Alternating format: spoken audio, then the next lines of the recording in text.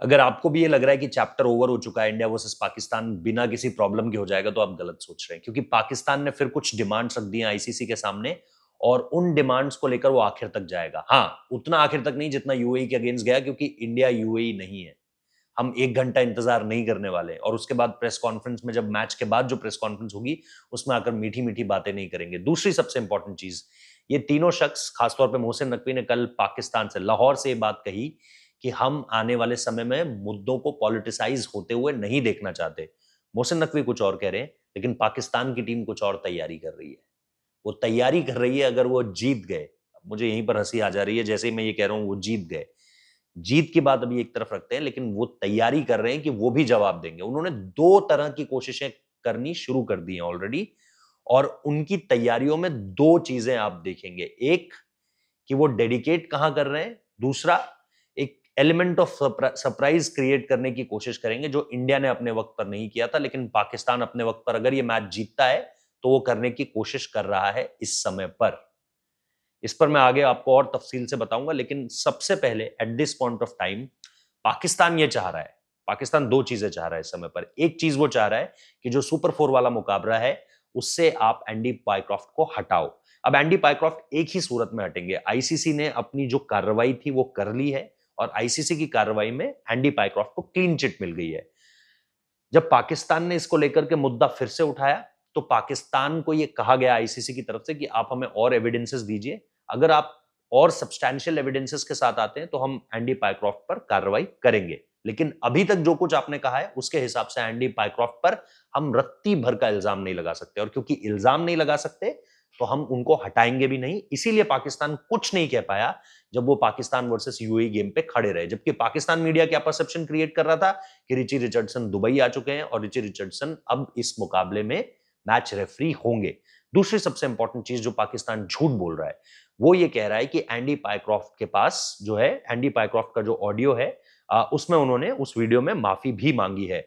मैं आपको बता सकता हूं अपने सोर्सेस से बात कर कर ये, कि मैंने उस वीडियो का ऑडियो सुना है। उस ऑडियो में कहीं पर भी एंडी पाइक्रॉफ्ट जो है वो माफी नहीं मांग रहे हैं। उल्टा पाकिस्तान क्रिकेट बोर्ड के ऊपर सोनी ये कार्रवाई कर सकता है, क्योंकि देखिए मैं आपको इसका सीधा सा मतलब बताता हूं।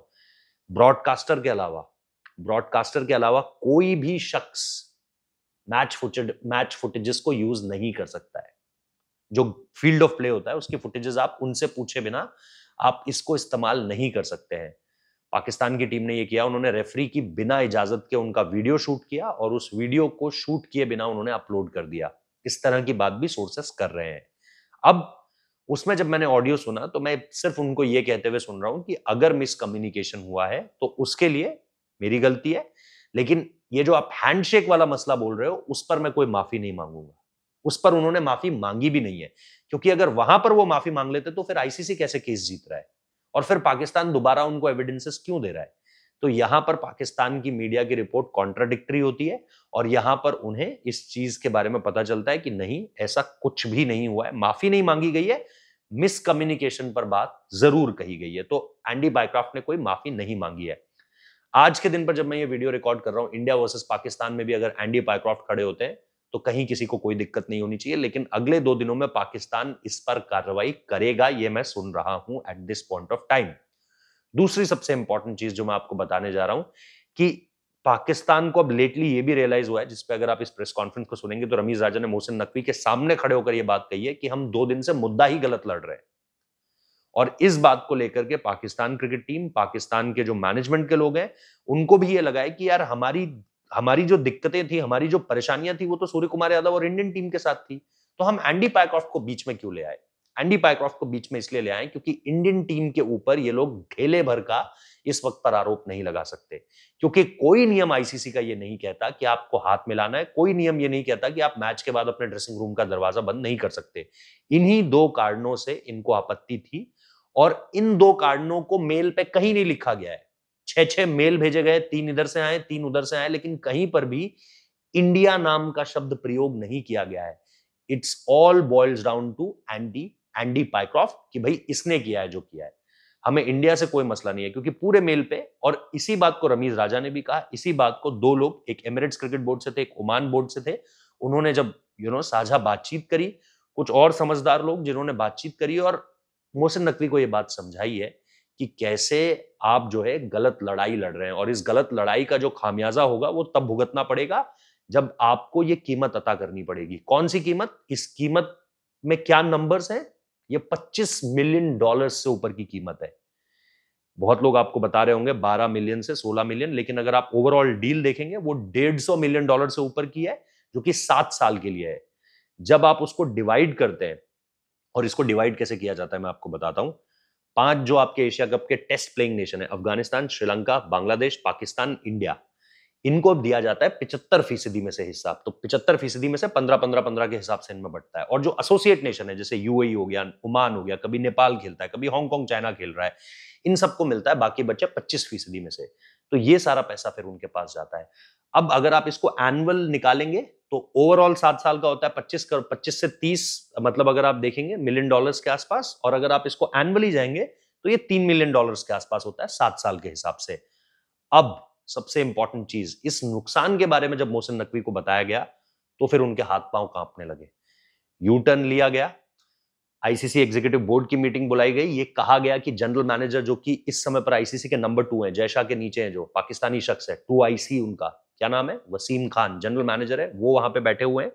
और उनको ये कहा गया कि आप बीच बचाव कीजिए। यही शख्स जो वसीम खान है, ये पाकिस्तान क्रिकेट बोर्ड का सीईओ भी रह चुका है, चीफ एग्जीक्यूटिव ऑफिसर भी रह चुका है। तो वहां पर भी जाकर इस सारे मामले की जो है वो बात की गई, इस सारे मामले पर। और उसके बाद एक फाइनल कॉल लिया गया कि ठीक है, मिसअंडरस्टैंडिंग हुई है और इससे ज्यादा कुछ नहीं हुआ है। अब अगर पाकिस्तान कुछ और एविडेंस लेकर आता है तो फिर इस केस को वो दोबारा इन्वेस्टिगेट करेगी आईसीसी।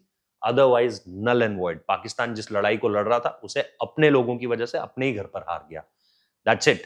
अब एक जो दूसरे नंबर की चीज है वो ये है कि क्या वो इस पॉलिटिकल मसले को आगे बढ़ाएंगे जिसकी तैयारी उनकी टीम कर रही है। इस तैयारी पर मैं अलग से बात करूंगा आपसे आगे कभी, लेकिन एक तैयारी उनकी टीम जरूर कर रही है। क्या है ये तैयारी, इस पर भी बात करेंगे। But at this point of time this is the biggest update कि पाकिस्तान के जो पीसीबी के जो चेयरमैन है, एसीसी के जो चेयरमैन है, वो कुछ और बात कह रहे हैं।